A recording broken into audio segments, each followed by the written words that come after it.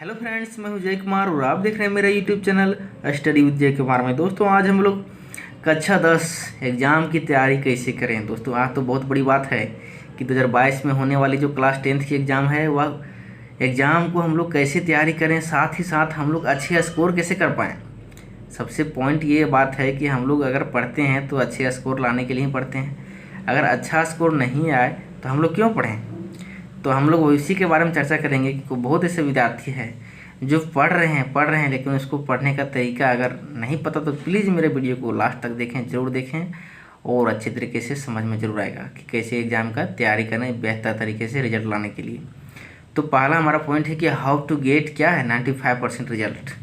तो भाई रिजल्ट लाने के लिए रिजल्ट भी तो कुछ कहेगा। रिजल्ट क्या कहता है, देखिए रिजल्ट की बात सुनो। रिजल्ट बोलता है कि अच्छे रिजल्ट के लिए, अच्छे रिजल्ट लाने के लिए, ठीक है, आपको बातों से नहीं रातों से लड़ना पड़ेगा। भाई रिजल्ट का कहना है कि अगर हमको तुम्हें चाहिए मतलब रिजल्ट को आपको अगर अच्छे लाना है तो आपको रिजल्ट से क्या करना पड़ेगा, बातों से नहीं लड़ना पड़ेगा, आपको लड़ना पड़ेगा। तो रात से एकदम दिन रात करके एक मेहनत करके आपको तैयारी करना है, जिससे आपको क्या करेगा, रिजल्ट बेहतर होगा। तो भाई रिजल्ट तो बेहतर करने के लिए आपको तो क्या चाहिए, देखिए दूसरा यहाँ पर पॉइंट है, उस समय चाहिए। भाई समय आपको कैसे मिलेगा। बहुत लोगों के पास बोलता है कि अरे कल से पढ़ेंगे, परसों से पढ़ेंगे, चलिए आज किसी तरह से घूमने चल गए तो चलिए कल से फिर पढ़ेंगे, परसों से फिर पढ़ेंगे। तो इस तरह से उसका क्या होता है, समय की बर्बादी होता है, समय नष्ट हो जाता है और अचानक एग्ज़ाम समय में क्या होता है, उसको बहुत सारे प्रॉब्लम फेस करने लगता है। तो चलिए समय के बारे में देखते हैं। तो समय भी बोलता है भाई, समय क्या बोलता है सो समझो। समय बोलता है टाइम, कि समय के पास भी इतना समय नहीं कि समय दोबारा आपको दे सके। समझने वाली बात है भाई, कि समय बोल रहा है कि हमारे पास भी इतना समय नहीं है कि मैं अगर एक बार आप समय को मतलब व्यर्थ गंवा दिए तो आपको दोबारा समय आपको दे सके। तो समय भी अपने समय में पाबंदी है, ठीक है। तो भाई समय बोलता है कि अब बर्बाद नहीं करना है। तो विद्यार्थी अब सोचता है कि चलो अब हम पढ़ेंगे, अच्छे तरीके से पढ़ेंगे और रिजल्ट को बढ़िया लाएंगे। तो भाई अब समय आपके पास, अगर आप सोचते हैं कि समय मेरे पास बहुत सारा है, समय सोचने लगे कि समय को हम अच्छे तरीके से पढ़ेंगे, तो भाई समय का अगला जो पॉइंट है बताता है कि समय का सही उपयोग होना चाहिए। अगर आप पढ़ रहे हैं तो मान लो समय आपके पास मिल गया तो समय का सही उपयोग भी आपको करना पड़ेगा, तभी रिजल्ट आपके पास क्या हाथ में आएगा, बढ़िया रिजल्ट। तो चलिए समय क्या बोलता है कि समय का सही उपयोग। तो उपयोग कहने का मतलब हुआ, पहला पॉइंट बोलता है कंसंट्रेशन बहुत ही ज़रूरी है समय के अनुसार। अब बोला कि आप पढ़ने बैठ गए हैं पढ़ाई के समय में और आपके पास कंसंट्रेशन है ही नहीं, मतलब एकाग्रता। अब पढ़ने बैठे तो ओनली फॉर पढ़ाई कीजिए। अब पढ़ने बैठ गए, अब मोबाइल निकाल रहे हैं, कहीं व्हाट्सअप निकाल रहे हैं, कभी ये निकाल रहे हैं, कभी म्यूजिक लगा दिए, कभी ये कर दिए, कभी इंस्टाग्राम खोल दिया पढ़ते पढ़ते, कभी इसका फ़ोन आ गया, कभी उसका फ़ोन आ गया, तो कभी अनेक अनेक क्या करते हैं, कामों में व्यर्थ कर देते हैं समय को। तो इसके लिए क्या चाहिए, एकाग्रता। आप पढ़ने बैठे हैं तो आप जितना पढ़िए समय से अनुसार पढ़िए और क्या कीजिए, अगर आपको एक्स्ट्रा कामों में आप संलग्न होना है तो जाना है तो क्या कीजिए, पढ़ लीजिए, उसके बाद आप उस काम में कर लिया तो उसी को काम को पहले कर लीजिए, उसके बाद पढ़ने बैठ जाइए, कोई दिक्कत नहीं है। लेकिन पढ़ाई एकाग्रता से करना है। दूसरा में समय सारणी। अगर पढ़ रहे हैं, अब चलिए मैथ बना रहे हैं तो मैथ में बनाते हैं एकदम 2 घंटा 3 घंटा 4 घंटा दिन रात मैथ में बना रहा है, मैथ में महापंडित हो गया और बाकी सब्जेक्ट में लोल है, कुछ जान ही नहीं रहा है, तो क्या फ़ायदा हुआ। तो आपको क्या करना है, समय सारणी उसके लिए काम करता है कि आपको समय बांटिए। अब पढ़ तो रहे हैं, मान लो अच्छा विद्यार्थी हैं आप, और आपको क्या करना है, बेहतर रिजल्ट लाने के लिए आपको सभी विषय को ध्यान देना पड़ेगा, क्योंकि सभी विषय के हिसाब से आपका परसेंटेज बनता है, मार्क्स निकलता है, ठीक है। तो चलिए हम लोग देखते हैं कि समय सारणी में क्या होता है। अब कोई बोलता है कि सर समय नहीं है हमारे पास, कि कितना पढ़ते हैं, एक ही सब्जेक्ट पढ़ रहे हैं, तब तक समय ख़त्म हो जाता है। तो चलिए हम लोग समय को निकालते हैं। भाई समय कहाँ कहाँ छुपा हुआ है। तो समय देखिए, अगर कोई बच्चा जनरली ये सब्जेक्ट तो पढ़ना ही, math, science, English, SST, Hindi, Sanskrit, या तो फिर कोई एडिशनल सब्जेक्ट कुछ खोटा रखता है, अन्य सब्जेक्ट रखता है, तो उसके लिए हम बात कर रहे हैं। ये तो 5 या 6 सब्जेक्ट तो हमको कंपलसरी है, तो आपको सारा सब्जेक्ट पढ़ना पड़ेगा रिजल्ट लाने के लिए। आप मैथ, साइंस और इंग्लिश पढ़ के आप रिजल्ट नहीं ला सकते हैं, बेहतर रिजल्ट। यही हमारा जो विद्यार्थी टॉपर करता है तो अच्छा स्कोर करता है, वो सभी सब्जेक्ट को क्या करता है, दिमाग में रख के काम करता है। ठीक है, मैथ पढ़ेगा कुछ समय, फिर साइंस पढ़ेगा, फिर इंग्लिश पढ़ेगा, एसएसटी पढ़ेगा, हिंदी पढ़ेगा, संस्कृत। वो भी क्या है, एक हम लोग जैसा इंसान ही है जो टॉप करता है वो, लेकिन उसके पास जो क्वेश्चन को सॉल्व करने का तो फिर पढ़ने का समय सारणी अलग रहता है और लोगों से, इसीलिए उसका क्या होता है, रिजल्ट बेहतर होता है। तो चलिए हम लोग देखते हैं मैथ साइंस जो है सारा कैसे पढ़ सकेंगे। तो समय देखते हैं, मान लीजिए आप, चलिए सुबह से स्टार्ट करते हैं। तो चलिए अब देखते हैं कितना समय निकलता है हमारे पास। अब सुबह क्या कीजिए, सुबह 4 बजे उठा कीजिए।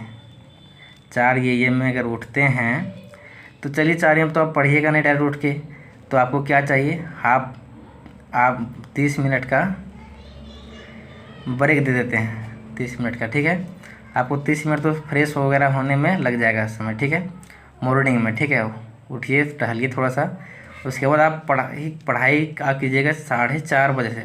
जो पहला राउंड स्टार्ट होगा 4:30 बजे से क्या कीजिए, आप पढ़ाई स्टार्ट कर दीजिए और 6:30 बजे तक, 6:30 AM तक। ठीक है, तो हमारे पास ये स्टडी कीजिए, स्टडी। ठीक है, तो स्टडी कितना आवर का हो रहा है हमारे पास, 2 आवर का यहाँ पर हो रहा है। ठीक है, चलिए बताते हैं और कैसे, किस सुबह क्या पढ़ना है, शाम क्या पढ़ना है, इस सब चीज़ के बारे में चर्चा करेंगे।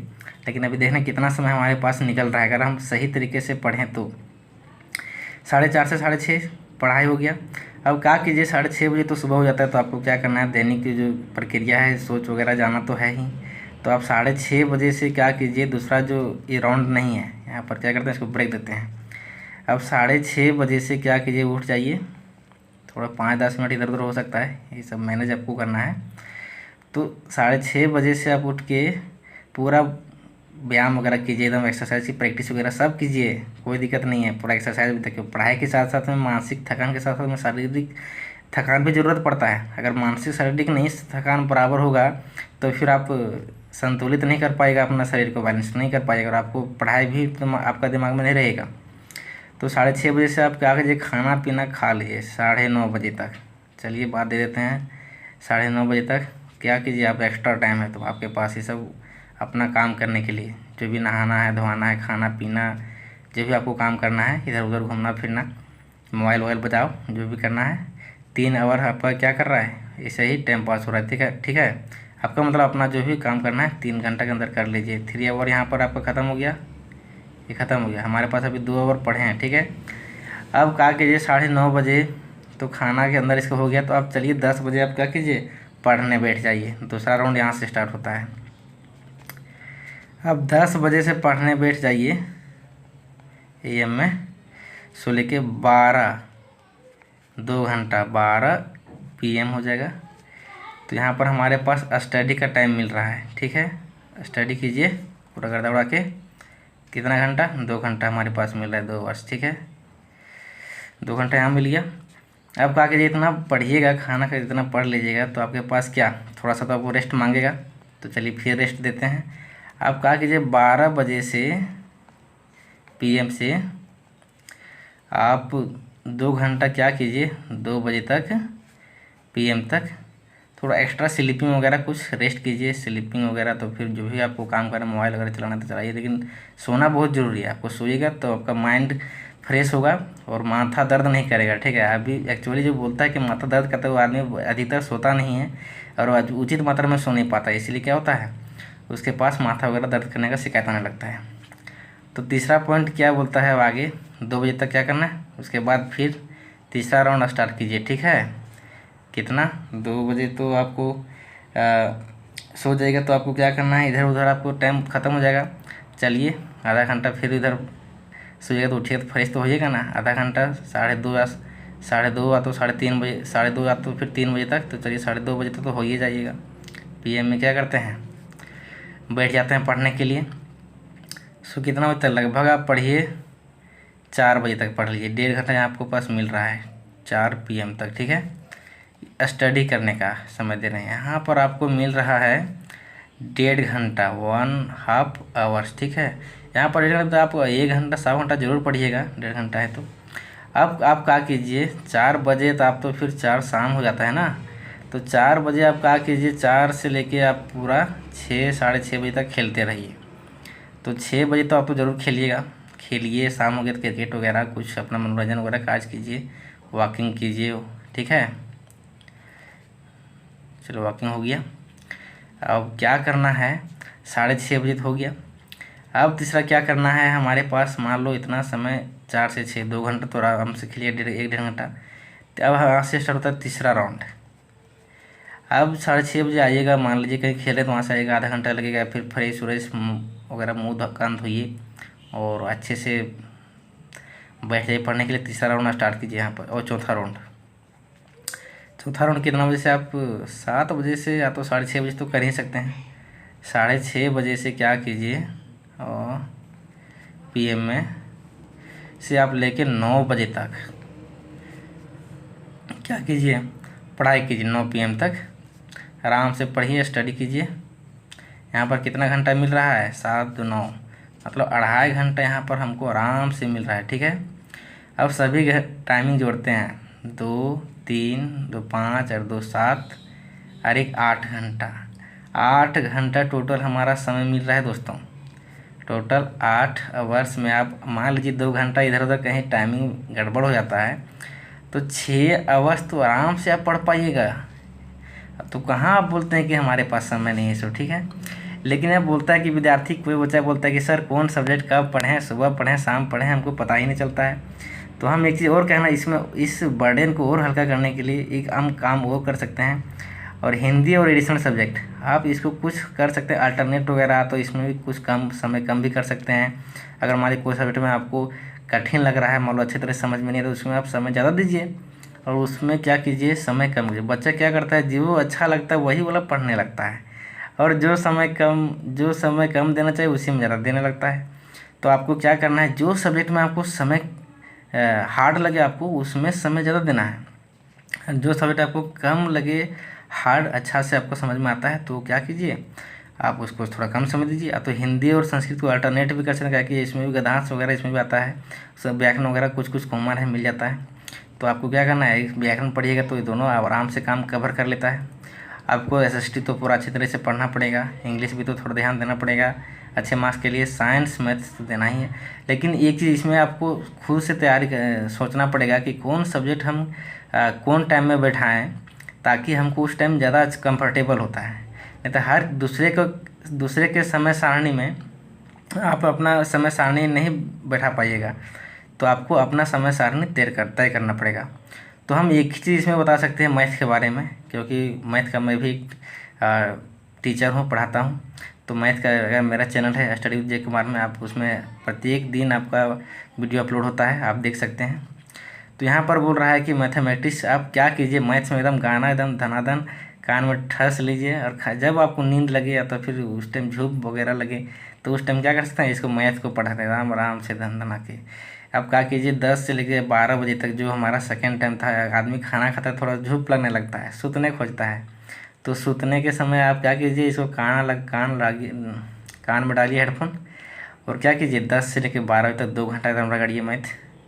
और मैथ रगड़ने के साथ साथ में आप बाकी सब्जेक्ट आप अपने अनुसार बैठा लीजिए। कोई आदमी को याद करने वाला सब्जेक्ट जो याद करना रहेगा कुछ तो उसको कोशिश कीजिए कि सुबह सुबह मॉर्निंग में याद करने वाला।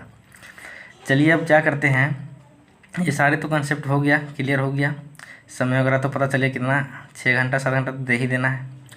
अब क्या करना है कि पढ़ाई कैसे करेगा, तो बच्चा पढ़ाई कैसे करे उसके बारे में देखते हैं। हमारे पास मान लीजिए मैथ साइंस इंग्लिश वगैरह आप कहीं ट्यूशन वगैरह कर रहे हैं, तो फिर कहीं कर रहे हैं तो ठीक है, लेकिन कोशिश कीजिए कि आपको क्या करना है, किस तरह से पढ़ाई करना है, उसके बारे में थोड़ा सा हम जानकारी ले लेते हैं, ठीक है। आपके पास सप्ताह में 7 दिन होता है, 7 दिन होता है ना, तो उसमें से क्या कीजिए, एक दिन तो संडे रह जाता है, संडे एक दिन है, एक दिन तो हमारे पास कितना 6 ही दिन मात्र पढ़ना है, ठीक है।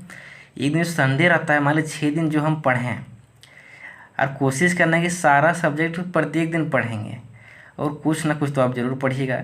अब और वैसे क्वेश्चन को छोड़ना है, एक्सेप्ट करना है, मतलब छोड़ देना है।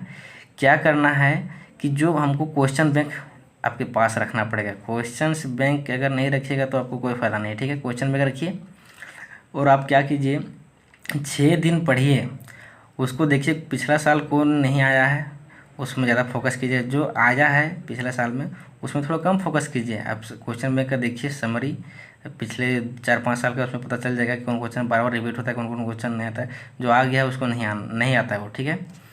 तो देखिए यहाँ पर आप 6 दिन में आप पढ़िएगा सारा सब्जेक्ट। 6 सब्जेक्ट में अगर 2 4 5 5 6 क्वेश्चन आप जरूर पढ़िएगा, तो 10 15 20 क्वेश्चन जरूर पढ़ लीजिएगा, 20 25 30 क्वेश्चन। तो सभी क्वेश्चन को क्या करो, संडे का दिन आप रिवीजन करो। क्या करो, ओनली फॉर रिवीजन, ठीक है। रिवीजन के साथ साथ में जो टॉपिक आप पढ़ें, जो चैप्टर पढ़ें मैथ में, जो एक्सरसाइज आप पढ़ें, उसको क्या करना है, आप क्वेश्चन बैंक से वही क्वेश्चन को बिना देखे बनाइए, क्वेश्चन बैंक से, ठीक है। और ही साथ क्या करना है कि हर एक टाइप का क्वेश्चंस, मैथ का बात कर रहे हैं तो अगर हर एक टाइप का क्वेश्चंस आप कोशिश कीजिए कि देखिए क्वेश्चन बैंक में आपको किस तरह से क्वेश्चन दिया हुआ है, पहला नंबर, दूसरा नंबर, तीसरा नंबर, चौथा नंबर, हर एक अलग अलग टाइप का क्वेश्चन रहता है। तो कोशिश कीजिए कि हर एक टाइप का क्वेश्चन हम प्रत्येक दिन करें, नहीं तो एक ही क्वेश्चन को अब एक ही चैप्टर एक्सरसाइज को 10 बार 15 बार लिखने से बढ़िया है कि अलग अलग क्वेश्चंस को अलग अलग तरीके से बनाइए और अलग अलग प्रकार से बनाइए, ताकि आपको हर एक तरह का कंडीशन का क्वेश्चंस आपको मिलेगा और याद रहेगा। हमारे एक ही प्रकार का क्वेश्चन, एक ही प्रमेय का, तो फिर एक ही रूल से जो क्वेश्चंस बन रहा है उसको बनाते जा रहे हैं। बाकी अलग मान लीजिए क्षेत्रफल पढ़ रहे हैं कि घन का क्षेत्रफल, घनाभ का क्षेत्रफल और वृत्त का क्षेत्रफल, सभी तरह का क्वेश्चन आपको क्या करना है, अलग अलग टाइप का बनाते रहना है। शंकु का, सबको अलग अलग टाइप का जो क्वेश्चन बार बार पूछे जाते हैं उसको तो हार्डली क्या करना है, बार बार ध्यान, कितना आप जानते हैं लेकिन एक बार जरूर बना के देखिए। अब हम लोग देखते हैं समय एग्जाम का समय के बारे में चर्चा कर रहे हैं। तो यहाँ पर हमारे पास अभी देखिए, अभी हमारे पास अक्टूबर है, लास्ट ख़त्म ही होने वाला है, नवंबर, दिसंबर, जनवरी। हम तो यहाँ पर लगभग तो 2 ही महीना मानते हैं कि अगर आपको सिलेबस देखना है तो 2 ही मंथ देखिए। और तीसरा मंथ जो है 2 मंथ में कितना, 60 दिन हो रहा है, 60 दिन, ठीक है, 60 दिन में। और जनवरी जो है आपको क्या करना, ओनली फॉर क्वेश्चंस बैंक रगड़िए, ठीक है। क्वेश्चन में तो इसे हम बोलते हैं संडे को बनाना ही है, एक सेट बनाते जाना है। और लेकिन यहाँ पर दिसंबर तक तो फिर 15 जनवरी तक आपको क्या करना है, 60 और 75 दिन में आपको क्या करना है, पूरा अच्छी तरह से पूरा एकदम देखिए सिलेबस बढ़िया से। और जो हमारे पास क्या है, जनवरी का मंथ है, उसमें केवल आप क्वेश्चंस बैंक ही रगड़िए, जो पिछले साल में नहीं आया उसको देखिए और जो आ गया है उसको मत देखिए। और वैसा क्वेश्चन को एक चीज़ और ख़ास बात है कि जिस चैप्टर से आपको अगर लग रहा है कि इस क्वेश्चंस में दिक्कत है, तो फिर वहाँ पर अथवा का भी समस्या नहीं है, अथवा का क्वेश्चन रहता है। तो आपको जिस प्रकार का अगर मान लो अलग अलग टाइप का क्वेश्चंस नहीं समझ में आ रहा है, तो आप देखिए क्वेश्चन बैंक में कि जिस टाइप का क्वेश्चंस आपको समझ में आता है, बढ़िया तरीके से बना पाते हैं, उस टाइप का क्वेश्चंस को आप पूरा अच्छी तरीके से कर लीजिए, उस एक्सरसाइज को अच्छी तरीके से कर लीजिए, ठीक है। अब जो एक्सरसाइज में आप मान लीजिए उस अथवा में अलग एक्सरसाइज कर रहा है, तो उस एक्सरसाइज को अगर नहीं पकड़ना है तो उसको पूरा छोड़ दीजिए, उसमें टाइम एक्सपेंड करने का कोई ज़रूरत नहीं है। अब जिसमें आप जिस चैप्टर से, जिस टॉपिक से आप क्वेश्चंस पकड़ सकते हैं, उसी को पूरा रगड़ते रहिए, ठीक है। यहाँ पर आप जनवरी में तो आप क्वेश्चन बैंक देखिएगा, क्वेश्चंस बैंक, ठीक है।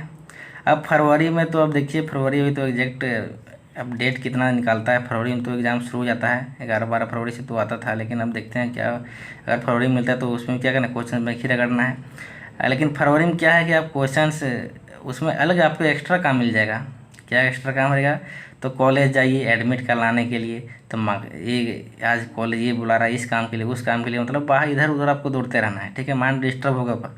आपको यही 3 मंथ में 120 दिन में आपको क्या करना है, पूरा सिलेबस रगड़ देना है। अगर आप रगड़ दीजिए और प्रत्येक दिन, ऐसे नहीं होगा, आपको प्रत्येक दिन देखना पड़ेगा, ठीक है।